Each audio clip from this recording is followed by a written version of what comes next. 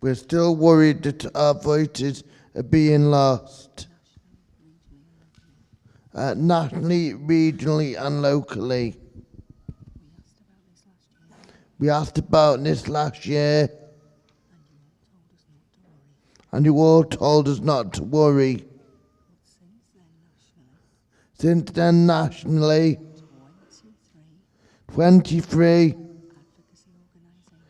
advocacy organisations have closed.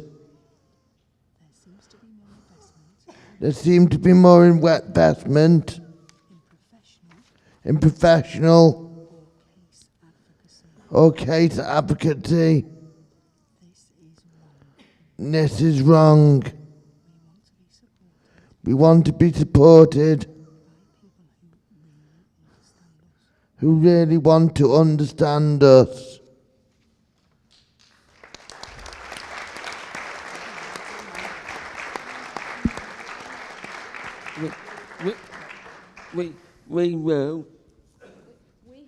We have reaped the benefits of the Northwest investment in strong peer advocacy for families as well as people with learning disabilities. When we were ready to respond quickly to support the care and treatment reviews. We know from the care and treatment reviews and CQCC inspections that having independent expert by experience involved means better outcomes from reviews with clearer action plans.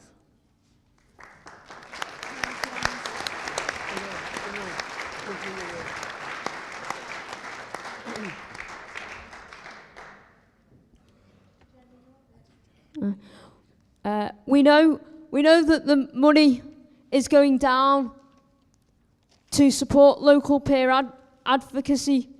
So how are you going to invest in encouraging and working with us and our families to make sure those experts by experience carry on being available when you need us and are well trained and supported? It will not happen by magic.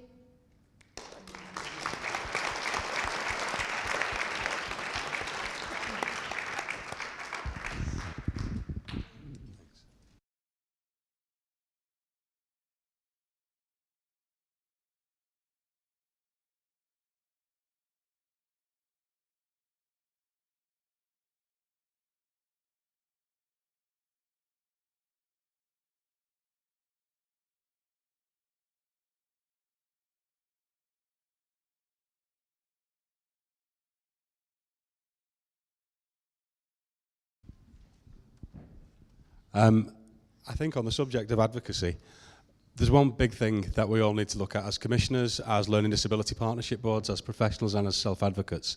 It's who funds our self-advocacy. It's always been the province of councils to fund self-advocacy. However, all the way through this question, we see mentioned care and treatment reviews, which were instigated by NHS England. So how much does NHS England or the NHS as a whole contribute to self-advocacy, to peer advocacy, to all those different kind of things? As commissioners, we've got some real clear things that we must do. We must have something called statutory advocacy. This means by law we have to have it. So they are independent mental capacity advocates and independent mental health advocates. Self-advocacy is not statutory.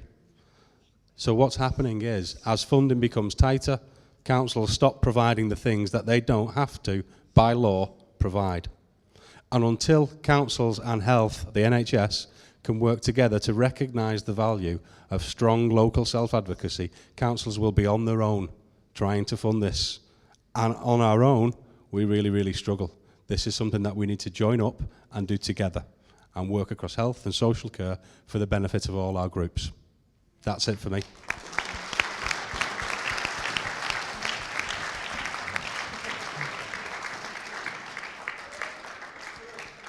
I agree on everything you just said there, because self-advocacy groups, it's not just the North West, it's happening all over. And the National Forum has been given some funding off the Department of Health to see how it's affecting people's lives about the self-advocacy stuff.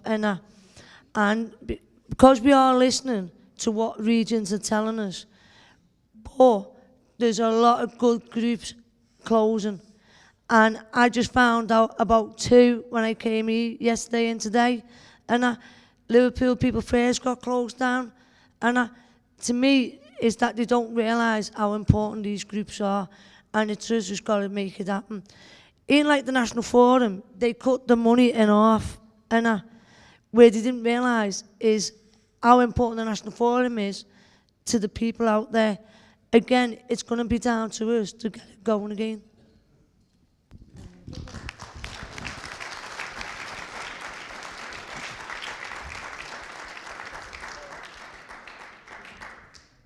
I think, Conference, just adding to what others have said already, there is a real risk at the moment that when you look at services, as all councils have around what is statutory, so what the rules tell you have to do, and what isn't statutory, so there aren't rules there, that you can end up in a situation where you know the cost of everything and the value of nothing.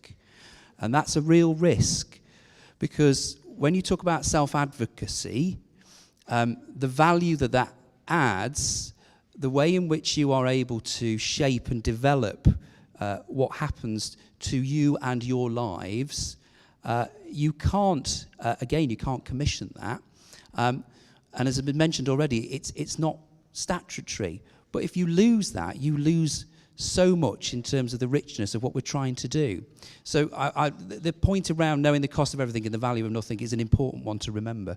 The other point that was mentioned around CQC inspections, it made me think of when I spoke to somebody very senior in CQC. They told me a story about when they went into a hospital, and a team of inspectors went into the hospital, and there was some quite senior people in the hospital that were that didn't really believe that they were going to do a very good job. And at the end of the inspection, they met with the bosses in the hospital and the CQC. And the CQC did their feedback, and the bosses in the hospital said, well, we don't think you've done a very good inspection because you didn't find this bit over here that isn't working very well.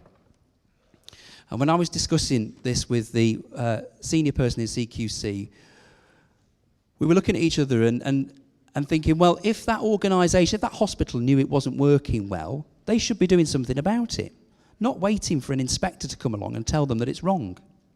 So the point around people who have experience, because it's lived experience or are self-advocates, within the North West, through the sector-led improvement, which is through Sue's leadership, we've been looking at getting people who have experience, lived experience, to be part of these what are called peer challenges. So because we have sector-led improvement now and not regulation like we once did, we do these visits to each council to check out how they're doing. And one of the things that we want is to have fully trained people who can come and be part of that team, who go into councils and kind of hold the mirror up and say what's happening.